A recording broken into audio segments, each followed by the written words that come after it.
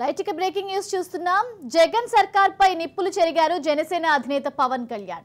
వైసీపీకి ఓటమి కళ్ళెదుట కనిపిస్తోందని, అందుకే కొందరు కాపు పెద్దలను రెచ్చగొడుతుందని పవన్ కళ్యాణ్ ఆరోపించారు.